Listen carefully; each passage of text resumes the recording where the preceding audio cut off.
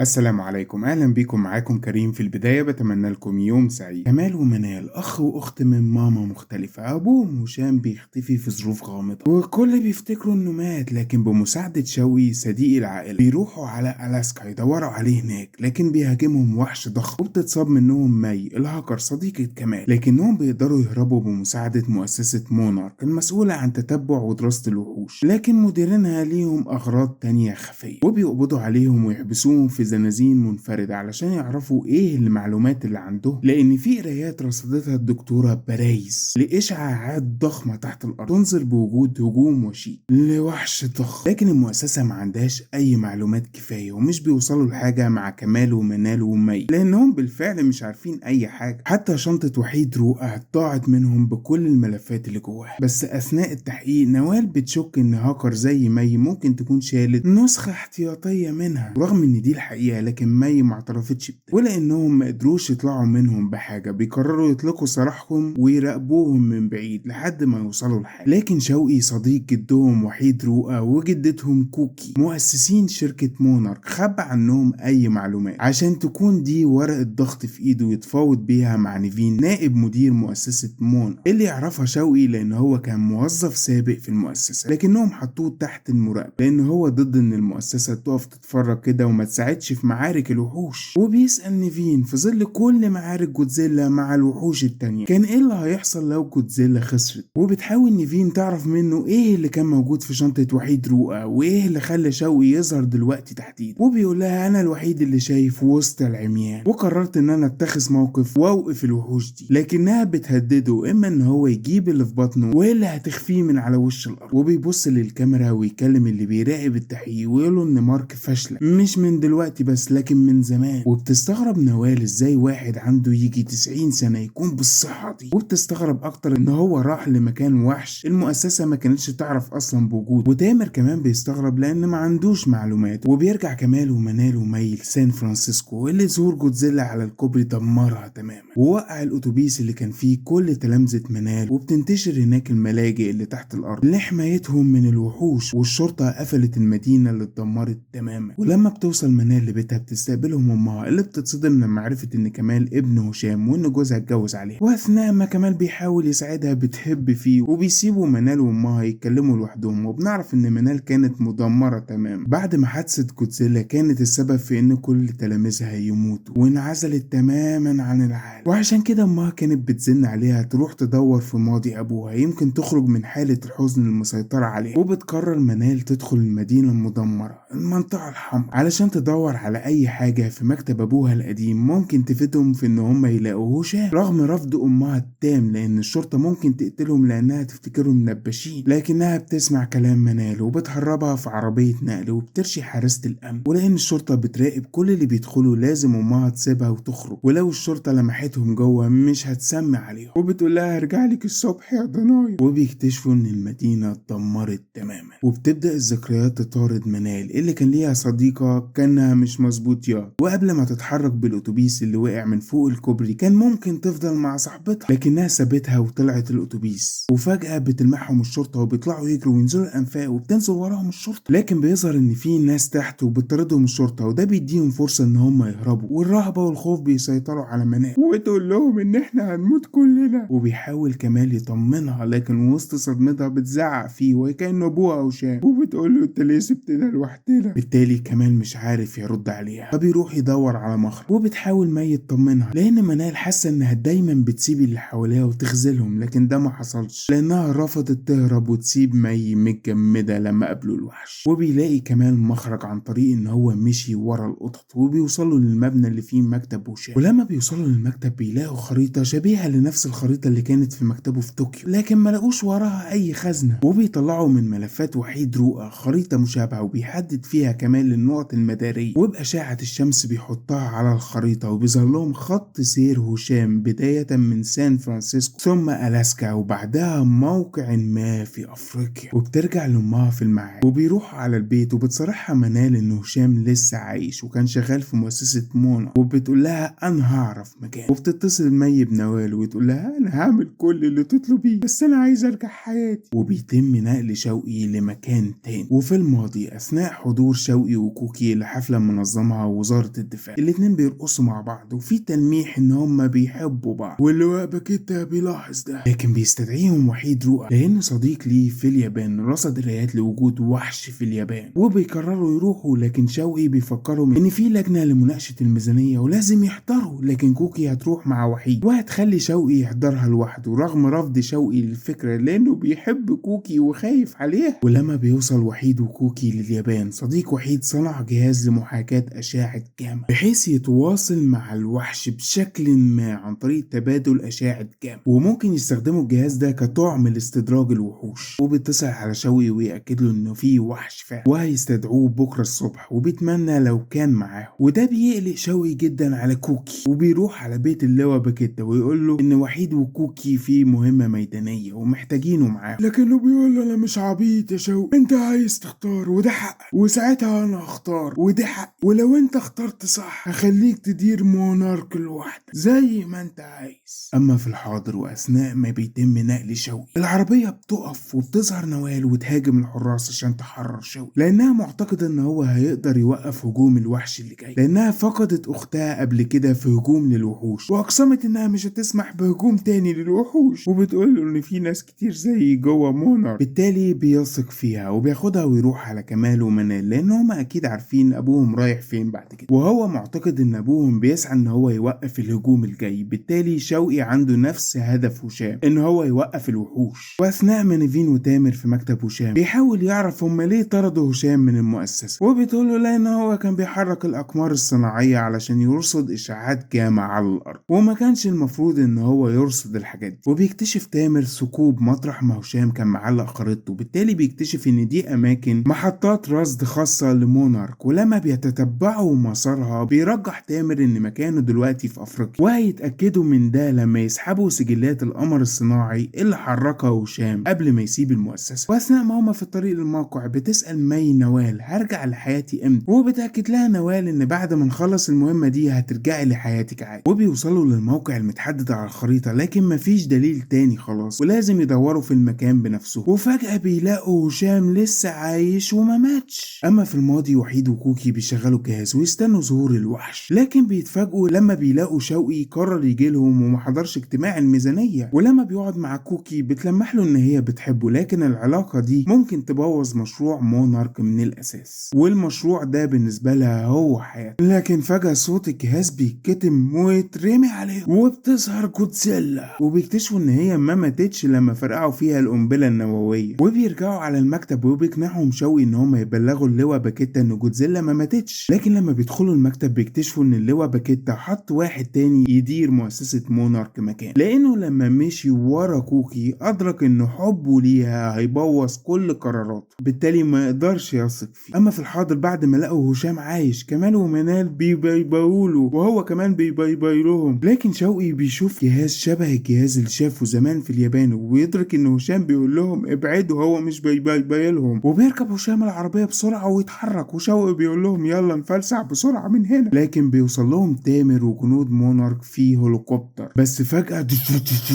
الارض بتتزلزل من تحته، وكأنهم على ظهر وحش ضخم على وشك ان هو يقوم من رقدته، والارض بتتسحب كلها من تحتهم ويطيروا كلهم هم والعربية بتاعتهم لحد ما وصلوا الارض، والعربية خلاص هتسحقهم. وبينقذ كمال مي من العربية على اخر لحظة، وفجأة بتظهر قدامهم راس ضخم، راس جودزيلا اللي بتفتح عينيها وتبص لهم وتقوم من رقدتها وتوقع الهليكوبتر وتطلق زئير مرعب، وكأنها بتقول لهم صحتوني ليه يا ولاد. واثناء ما هي ماشية بديلها بتهوشهم كده هي رزالة علشان صحوه وتسيبهم وتمشي. وبيدور شوقي على جثث اللي وقعوا من الهليكوبتر، لكن ما لقاش اي حاجة. وبيقرر شوقي يتتبع وجهة جودزيلا قبل مونارك، وبتقول له منال احنا مش هنقدر نوقف جودزيلا، لكنها فاهمة غلط لان شوقي عايز يساعد جودزيلا مش عايز يوقفها. لكن هما ملهمش دعوة يابا بالليلة دي كلها، هما هيدوروا على ابوهم وبس. بالتالي بيفتروا، وبتتغير منال من ناحية ابوها وترجح ان ابوها مهربش، هو كان بيبعد جودزيلا عنه. ورغم ثقتهم في مي الا انها بتصارحهم ان هي بعتهم لمونارك وقالت لهم على مكانهم، لان مونارك وعدتها انها تخلصها من كل الجرائم اللي ارتكبتها في الماضي وهترجعها لعيلتها الحقيقية، لانها اصلا كانت عايشة في طوكيو هربان. وده بيغضب بتغضب منال منها جدا وبتسيبها وتمشي. ده كان ملخص الحلقتين 5 و6 من مسلسل مونارك الموسم الأول. لو عايزين نكمل في الموسم يا ريت تقولولي تحت ده في التعليقات، وهسيب لكم هنا الحلقة الأولى والتانية والحلقة التالتة والرابعة. ولو عجبكم الفيديو ده بقى متنساش تدوسوا لايك وشير للفيديو عشان نقدر نوصل لعدد أكبر من الناس. ولو عجبكم المحتوى بتاعي متنسوش تشتركوا في القناة وتفعلوا الجرس عشان ما يفوتكوش أي فيديو. ولو بتتابعوني على الفيسبوك اعملوا لايك وفولو للصفحة، وادعوا لأهلنا في غزة عسى أن تكون ساعة استجابة. بس أهم حاجة ما تخليش أي فيلم أو أي فيديو يلهيك عن الصلاة وعبادة ربنا. خلاص كده الفيديو خلص، اشوفكم في الفيديو الجاي.